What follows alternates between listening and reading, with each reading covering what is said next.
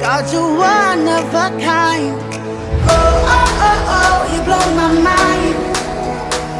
There's no one like you. God, you're one of a kind. Oh, eh, oh, eh.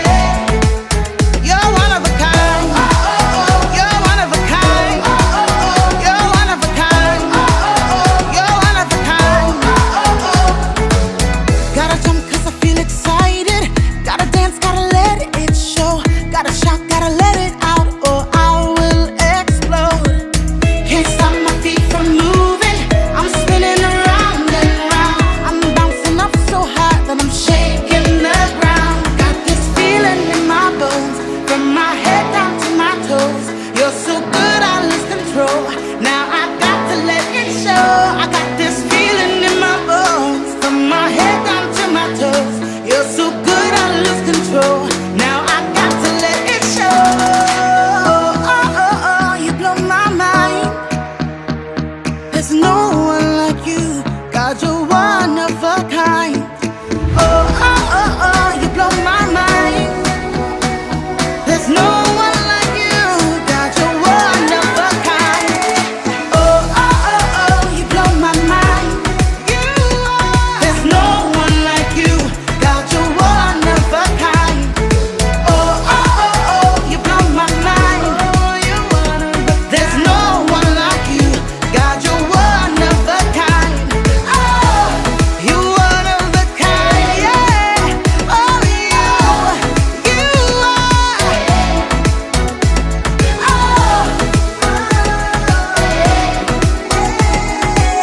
So good, so kind. You, there's no one like you. There's no one like you. There's no one like you. I'm gonna sing you. There's no one like you. There's no one like you.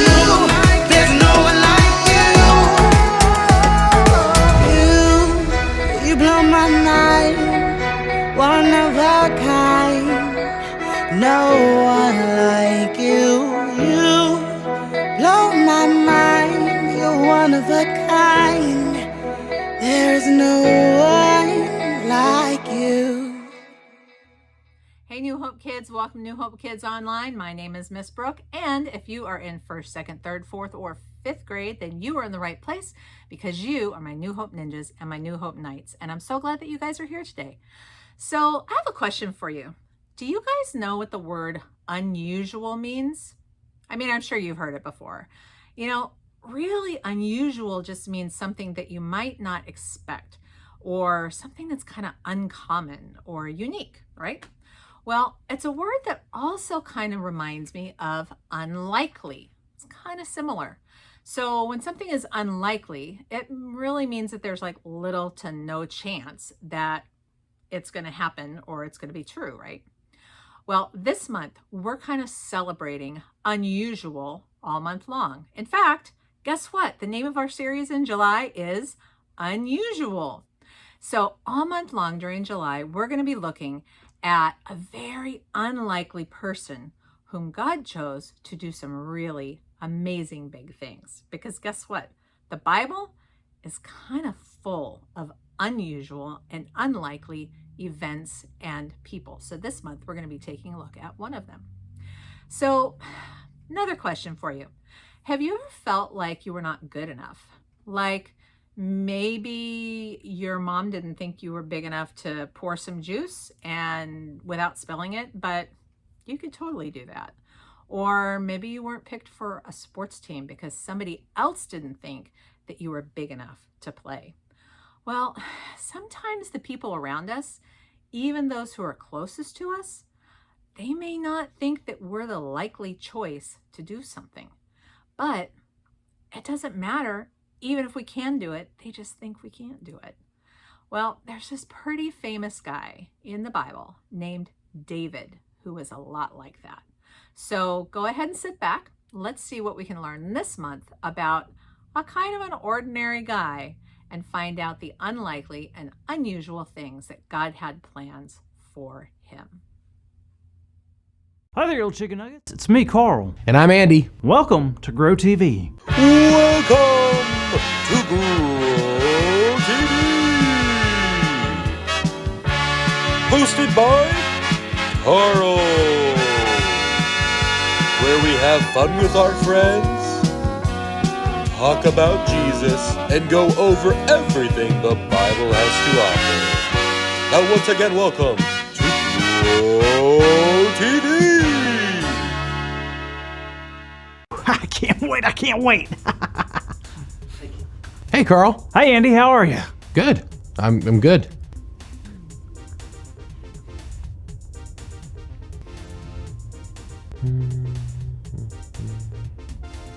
You gonna ask me how I'm doing?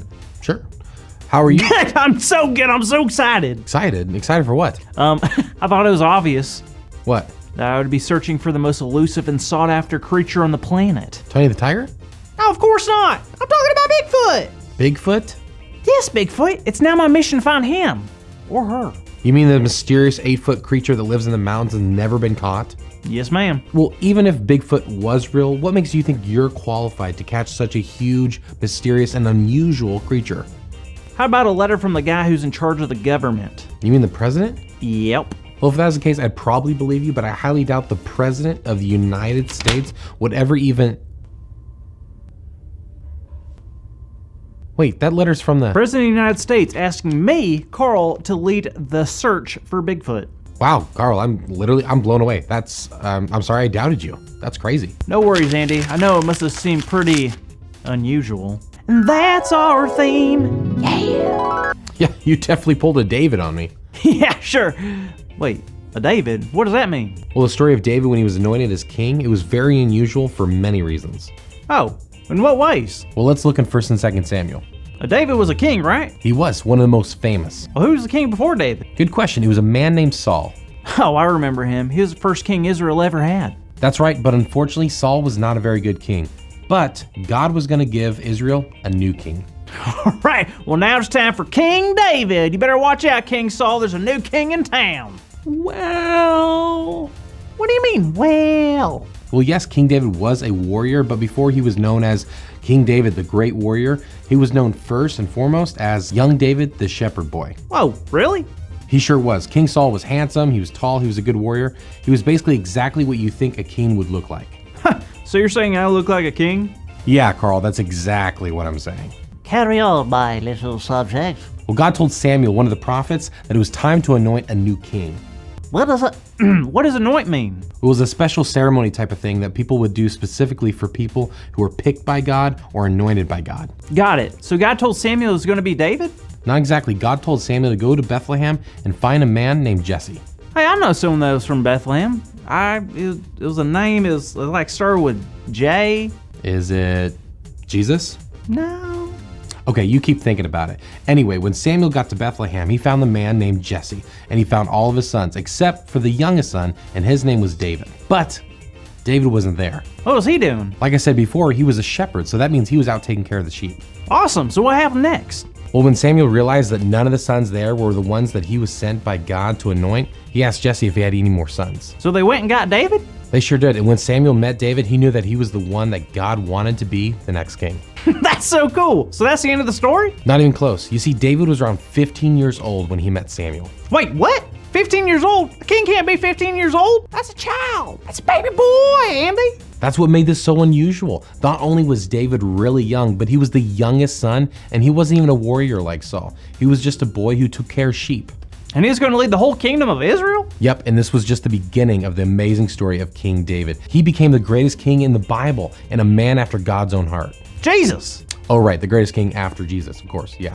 No, I remember now. Jesus was born in Bethlehem, so... No way. Okay, you're right. But how's that possible? Were they related? As a matter of fact, Carl, they are, and Jesus was born into the family line of David.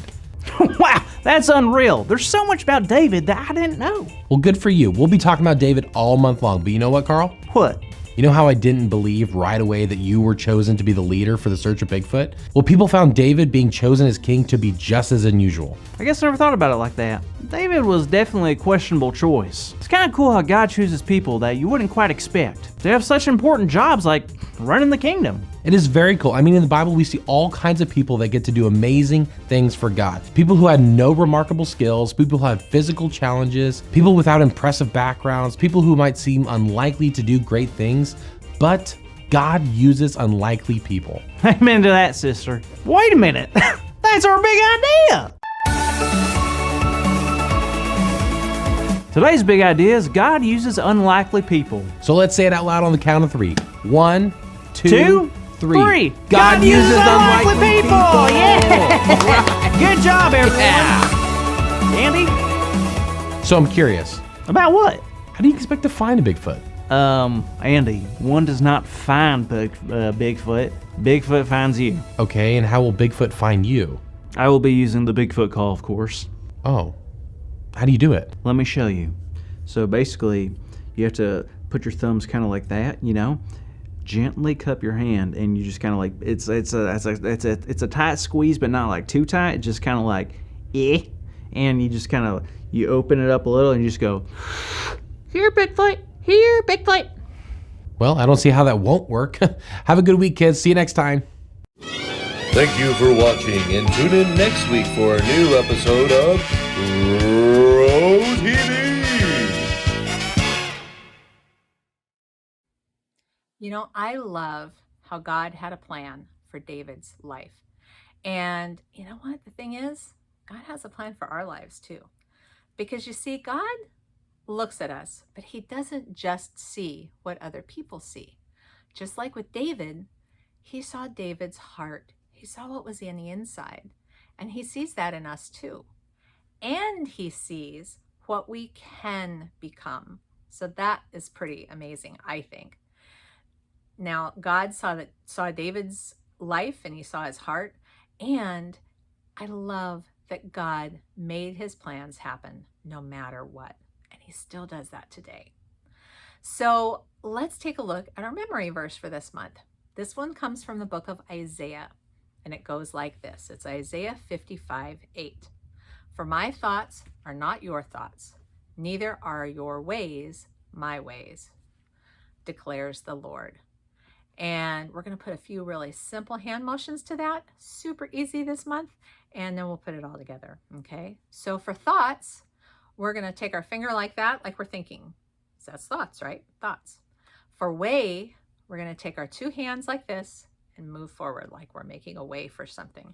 So just like this. All right. And that's it. And then we know Lord already. We take our two fingers like that, an L for Lord, and go like that, right? So super simple. So let's do it together. Isaiah 55:8.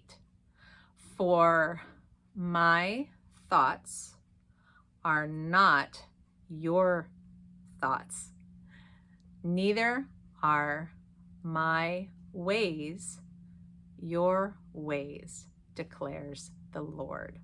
Good job, guys. So keep practicing that, because we're going to be working on that all month. So we're about out of time today. I hope you guys have had a great time. Let's go ahead and pray together. Dear God, thank you so much for making us all unique. We know that we all are different and unique from each other. And I just want to thank you so much for each of the individual gifts and talents that you've given all of us.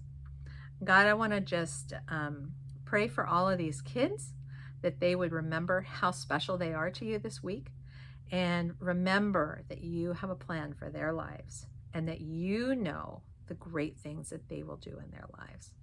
In Jesus' name, amen. All right, guys, our time's up for today. I hope you've had a great time, and I hope to see you next week for more New Hope Kids Online. Bye.